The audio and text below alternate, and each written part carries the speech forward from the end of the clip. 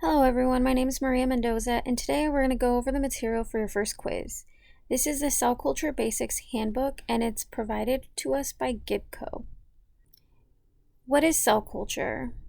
Cell culture refers to the removal of cells from an animal or plant and their subsequent growth in a favorable artificial environment. The cells may be removed from the tissue directly and disaggregated by enzymatic or mechanical means before cultivation, and they may be derived from a cell line or cell strain that has already been established. So this is just you taking tissue from a living organism and then breaking that down into individual cells so that you can then culture them and study them in a dish. So what is primary culture? Primary culture refers to the stage of the culture after the cells are isolated from the tissue and proliferated under the appropriate conditions until they occupy all of the available substrate. This is called confluency. At this stage, the cells have to be subcultured. That just means that you have to transfer them from one dish to a different dish. We also call this passaging, so they have to be passaged by transferring them to a new vessel with fresh growth medium to provide more room for continued growth. So yeah, primary culture. This is when you first take the cells from that organism and you disaggregate them into individual cells that you then place in a dish, and then the cells will grow and fill up the bottom of the dish, and that's when they will reach confluence. And once they are confluent, then you can go ahead and subculture them or pass them into a new dish.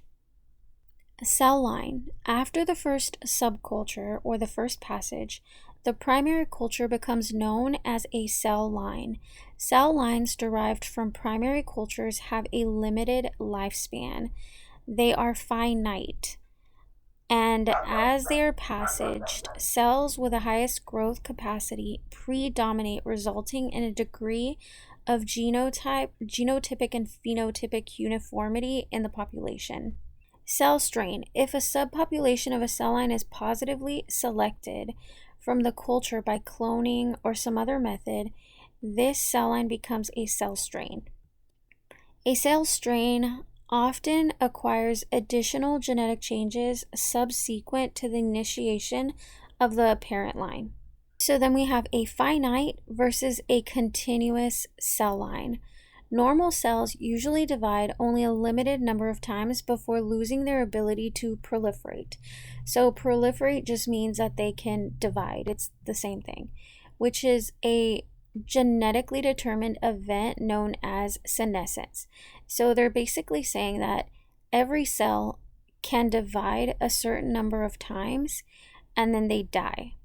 So that's senescence and proliferation.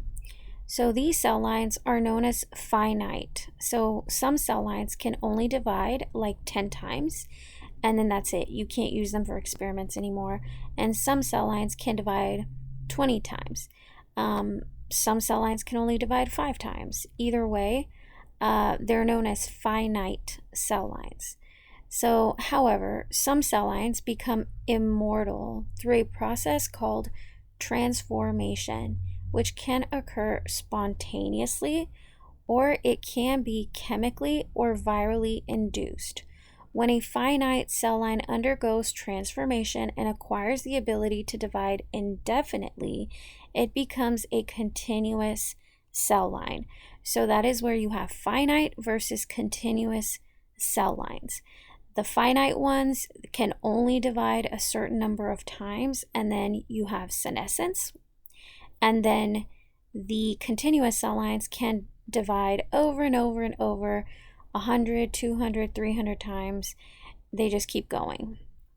Now, for culturing, the finite cell types are a lot more expensive because you have to continuously buy them. And the continuous cell lines, those become really, really cheap to work with because you just buy one vial and then you expand it and then you just use it for years and years and years. Culture conditions. Culture conditions vary widely for each cell type, but the artificial environment in which the cells are cultured invariably consists of a suitable vessel containing a substrate or medium that supplies the essential nutrients, amino acids, carbohydrates, vitamins, minerals, growth factors, hormones, and gases, and regulates the physiochemical milieu, like the pH, the osmotic pressure, and the temperature. So they're just saying that the culture conditions or like the media that the cells are in, that's basically their food. It needs to have everything that they need. And then you also put the cells inside of an incubator. And this incubator makes sure that you have the correct temperature and carbon dioxide, so that your cells have the proper pH, osmotic pressure, and temperature. Most cells are anchorage dependent and must be cultured while attached to a solid or semi-solid substrate. So these are adherent or monolayer cultures, while others can be grown floating in the culture medium. Those are suspension culture. Okay, so those are important terms. You want to know the anchorage dependent or adherent cultures, and then you have the suspension cultures. So the anchorage dependent or adherent cultures are the cells that attach to the bottom of the dish. So anytime you get rid of the media or their food, the cells, you don't have to worry about them because they're tightly attached to the bottom of the dish. They're not going to go anywhere. But suspension cultures are a little bit more challenging to culture because they're literally just in suspension. So when you want to feed them, you have to be very careful because once you get rid of the media, you're actually getting rid of the cells too. Cryopreservation. If a surplus of cells are available from subculturing, so let's say we have one dish of cells and then they grow and cover the bottom of the plate, it's time to subculture them or passage them into 2 or 3 dishes. And then those grow and they fill up the bottom of the plate. You need to subculture or passage them again. And now you have like 9 plates. But for the experiment that we're going to be doing, let's say that we only need 2 plates. So then what you would do is you would cryopreserve the rest of the dishes that you're not going to need. And that way you can use them later for more experiments. So they should be treated with appropriate protective agent like DMSO or glycerol. In our lab we used DMSO. And then they should be stored at temperatures below 130 degrees Celsius. So we have a liquid nitrogen tank. So yeah. Morphology of cells in culture. Cells in culture can be divided into 3 basic categories based on their shape and appearance, or morphology. So we have fibroblastic morphology, or fibroblast-like cells. They're bipolar or multipolar and they have elongated shapes, and they grow attached to a substrate. So this is what they look like. They're fibroblastic, they're elongated, they're bipolar. And then we have epithelial-like cells, and these are polygonal in shape with more regular dimensions, and they grow attached to a substrate in discrete patches. Okay, so you can see that these are a little bit more rounded or polygonal in shape. Yeah, and then we have lymphoblast-like cells. And these are spherical in shape, and they usually grow in suspension without attaching to a surface. And you can see that these are really, really circular. And these are the ones that you have to be careful because they're growing in suspension, and you have to be very careful when you feed them so that you don't accidentally throw them away. Okay, so that was 3 different shapes of cells. We have the fibroblastic when they're elongated. We have the epithelial when they're polygonal. And both the fibroblastic and epithelial are adherent cell cultures. So they attach to the bottom, and then the lymphoblast like cells are very circular and they grow in suspension. Cell culture is one of the major tools used in cellular and molecular biology, providing excellent model systems for studying the normal physiology and biochemistry of cells, the effects of drugs and toxic compounds on the cells, and mutagenesis and carcinogenesis. It is also used in drug screening and development, and large scale manufacturing of biological compounds. The major advantage of using cell culture for any of these applications is the consistency and reproducibility of results that can be obtained from using a batch of clonal cells. Section 2, Cell Culture in the Laboratory, Safety. So safety is really important. I'm the safety officer in Dr. Kara McCloskey's lab, and so I take this very seriously, and you should as well.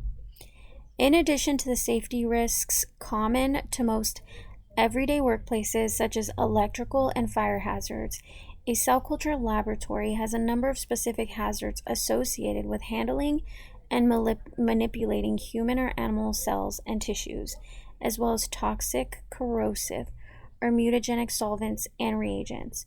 The most common of these hazards are accidental inoculations with syringe needles or other contaminated sharps, spills, and splashes onto skin and mucous membranes, ingestion through mouth pipetting, animal bites and scratches, and inhalation exposures to infectious aerosols. So we don't have to worry, we're not going to be working with animals. We're also not doing any type of mouth pipetting. I don't think anybody does that anymore. Needles, it's really important to remember that if we ever work with anything sharp, we don't expect you to put the cap back on because you actually risk stabbing yourself a lot more. We just have a sharps container and you just put both pieces in the container directly. The fundamental objective of any biosafety program is to reduce or eliminate the exposure of laboratory workers and the outside environment to potentially harmful biological agents. So we're just going to be very careful.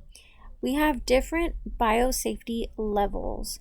The regulation and recommendations for biosafety in the US are contained in the document Biosafety in Microbial and Biomedical Laboratories, prepared by the Center for Disease Control and the National Institute of Health, and published by the U.S. Department of Health and Human Services.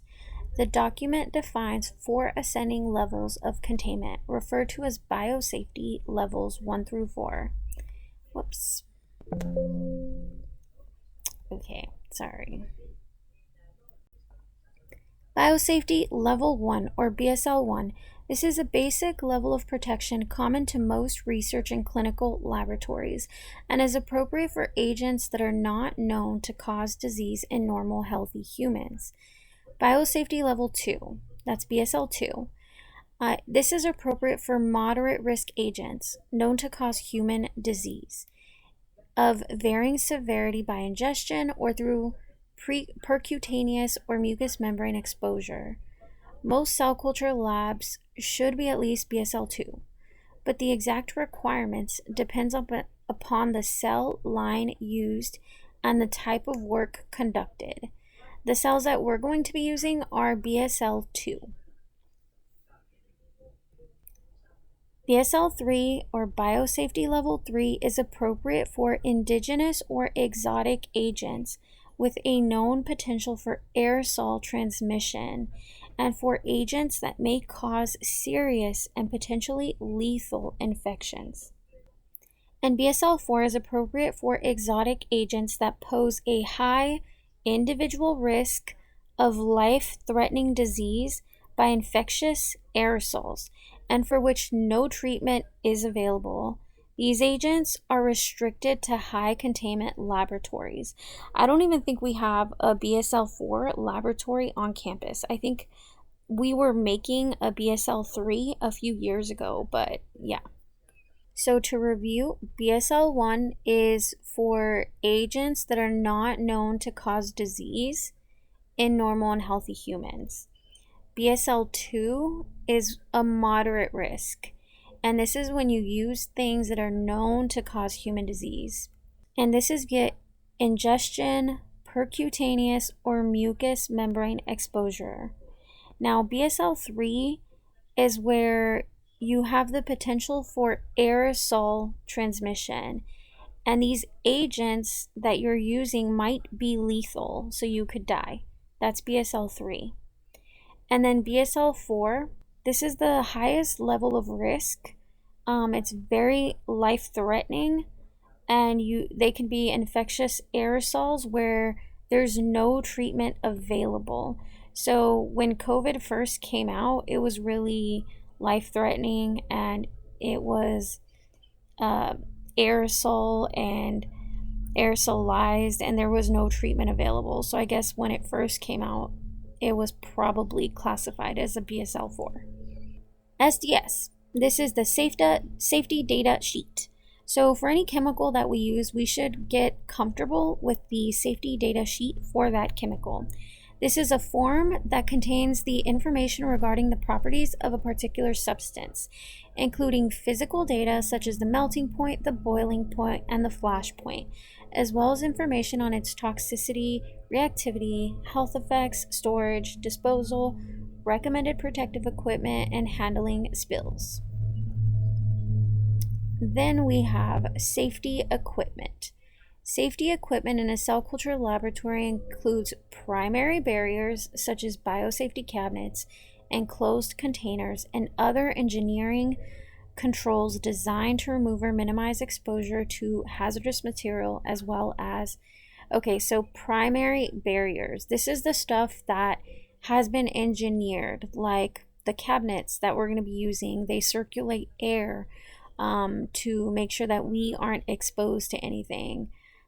We also keep things contained, especially like the sharps containers. We don't have our sharps, needles, anything like that just hanging around the lab. Everything has to be in a designated container to avoid that exposure. We also have personal protective equipment. So this is our gloves, our lab coats. If you're wearing a blue lab coat, that one is fireproof, and then the white lab coats are waterproof. And then those are personal protective equipment is often used in conjunction with the primary barriers, which again, those are the engineered stuff like the cabinets. The biosafety cabinet we call this the cell culture hood. It's the hood. This is the biosafety cabinet. This is the most important piece of equipment to provide containment of infectious splashes or aerosols generated by many microbiological procedures. PPE or personal protective equipment form an immediate barrier between the personal and the hazardous agent, and they include items for personal protection such as gloves, laboratory coats and gowns, shoe covers, boots, respirators, face shields, safety glasses, or goggles, and they're often used in combination with biosafety cabinets and other devices that contain the agents, animals, or materials being handled. We recommend that you consult your institution's guidelines for the appropriate use of PPE. You can just ask me. Safety laboratory practices. So we're definitely going to be abiding by these. The following recommendations are simple guidelines for safe laboratory procedures. Okay, so always wear your appropriate PPE you need. I'll just read this. Change gloves when contaminated and dispose of used gloves with other contaminated laboratory waste. So this is important. You don't want to reuse your gloves. Like, don't take them off, put them in your pocket, and then save them for later. Once you're done doing something with your gloves, you can take them off. And if you're gonna, and throw them away. If you're going to head to the restroom, go ahead and take them off and throw them away. You can grab a new pair when you come back. Wash your hands after working with potentially hazardous materials and before leaving the laboratory. Yeah, so just wash your hands often with soap. And then every time you leave lab, you always wash your hands. You cannot drink, eat, smoke, handle contact lenses, apply cosmetics, or store food for human consumption in the lab. If you're starving or you have like a health issue where you absolutely need to be snacking on things all the time, that's okay. Just let me know that you need to step out. You can take off all of your PPE, you can wash your hands and go do that, and then come back when you're ready. But yeah, definitely don't like sneak food in to lab.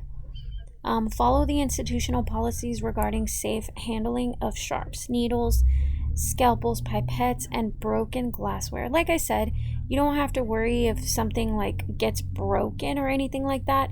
All we have to do is put it in the sharps container, and I will show you where that is.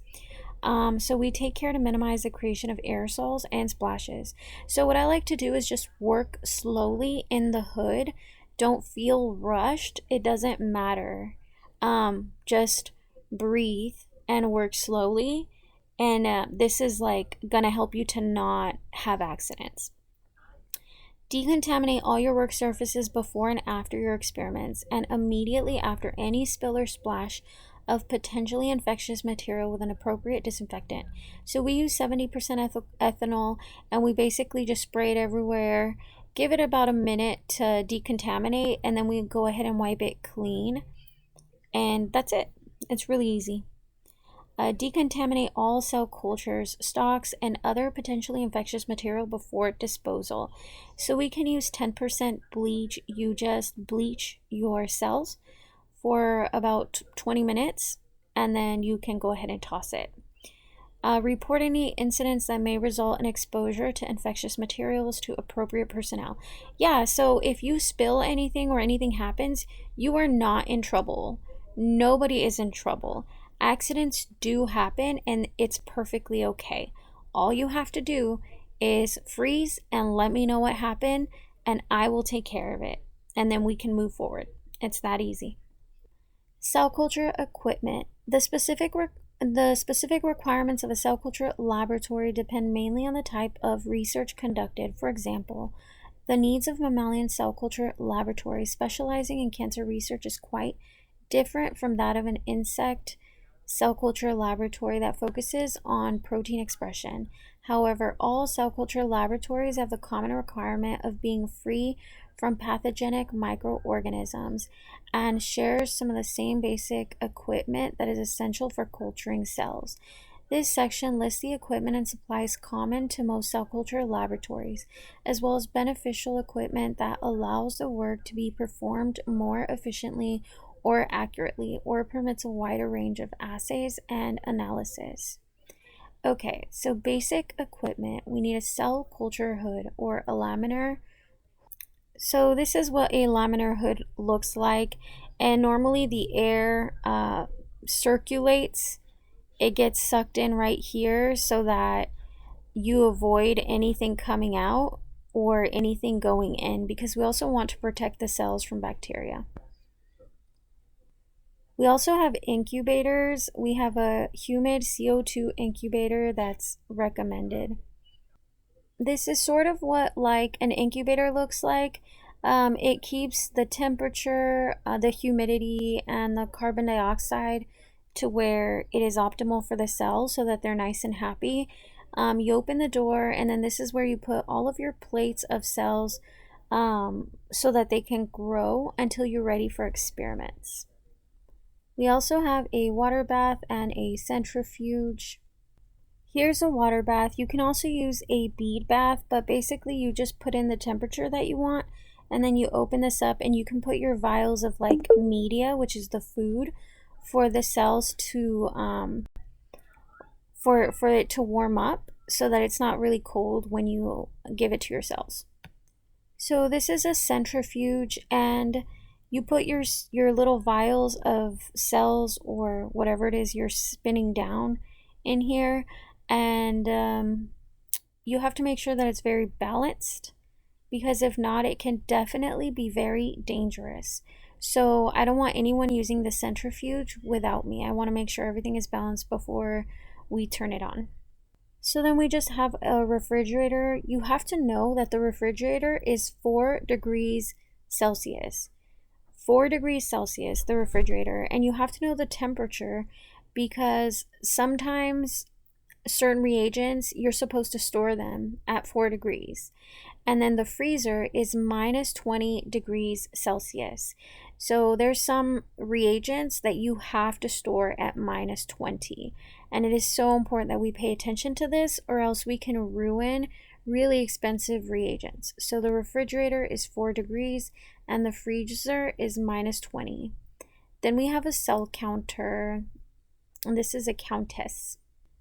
So this is what we use to count cells. You just use 10 microliters, which is a super tiny volume in here of your cell suspension, and then you start counting. And the way it works is you find this area right here with these tiny squares, and then you use that as a reference point, and you actually count these 16 squares right here. And then you count these, and then these, and then these, and then you go ahead and take the average of those, and then that's how you have a pretty accurate cell count. We're also going to be using an inverted microscope, which I will show you in person, and then we have a liquid nitrogen. This is to cryopreserve our cells, which I will show you in person. And then we also have a sterilizer or an autoclave. This is like a room in the building, which I will show you as well. Okay, so now I'm going to show you some additional supplies. So the first thing we're going to talk about is cell culture vessels. You have to know the different types of vessels. So some of the most common things that we use are 15 and 50 mil conical tubes. So these are 15 mil conical tubes, and these are 50 mil conical tubes. So you have to be very familiar with these, because I will just be asking you to mix something in a 15 or make 40 mils of something. So you have to know which one to grab. We will also be using microcentrifuge tubes. These are really tiny. And then when we're ready to cryopreserve our cells, so when we want to freeze them down in liquid nitrogen, we want to use a specific cryopreservation vial. So these are very different to microcentrifuge tubes. Those do not protect against the really, really cold environment. You have to use a cryo vial, and they look like this. Okay, so we're going to be culturing our cells on different dishes. So we're just going to be growing them on different dishes. So we have different sizes. We have 35 millimeter, 60 millimeter, 100 millimeter. There's just different sizes, but I will show you those in person. But they look like this, and they're cell culture treated when you purchase them. So that way, when you receive them, you can already grow your cells, and they will attach to the bottom. If they are not cell culture treated, then the cells will not attach to the bottom. So you have to read the label on the package before you start using them. We also have these types of flasks. These are like a T75 or T125 millimeter flask. So we have dishes, tissue culture dishes, those are the round ones, and then we have tissue culture flasks. It's the same thing. And then for seeding experiments, sometimes we need such a tiny little surface area that we can use just one of these little plates, and you can seed a lot of tiny samples. Okay, so I'm going to show you the different types of pipettes and pipetters in person, and we will have to learn those. Okay, we're going to stop here for now, and then we will continue on quiz 2.